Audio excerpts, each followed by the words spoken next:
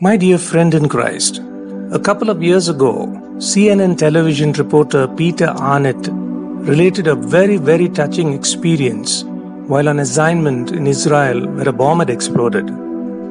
As he waded through a mass of wounded people clicking photographs, he found a man carrying a very severely wounded girl in his arms. And this man pleaded with Peter to take her to the closest hospital.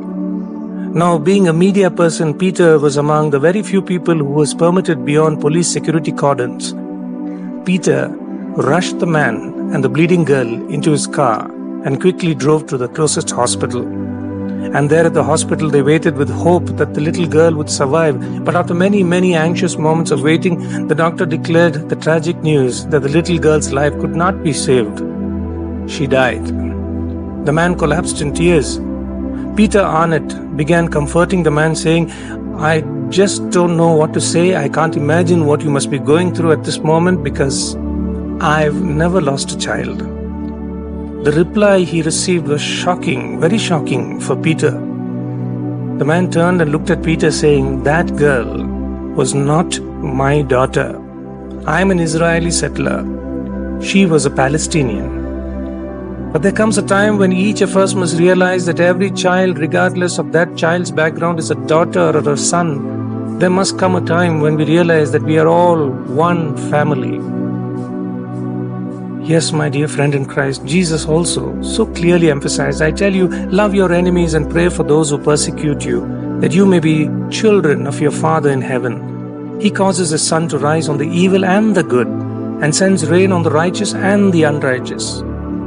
If you love those who love you, what reward will you get? Are not even the tax collectors doing that? And please remember, tax collectors were a hated lot during Jesus' time. And if you greet only your own people, what are you doing more than others? Do not even the pagans do that? We have this reference in the Gospel of Matthew chapter 5, verse 43 to 47. Catholic monk and spiritual writer Thomas Merton wrote, "Love is our true destiny. We do not find the meaning of life by ourselves alone. We find it with another." Yes, my dear friend, true love is to feel the pain of others in your heart.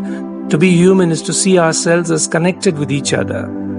Only then will we break down the walls that tend to separate us from each other. Life becomes meaningful, and you and I can make our world a better place to live in. Think about this in prayer. How much do you feel the pain of others in your heart? How much do you feel the pain of others in your heart? May you have a good and godly day.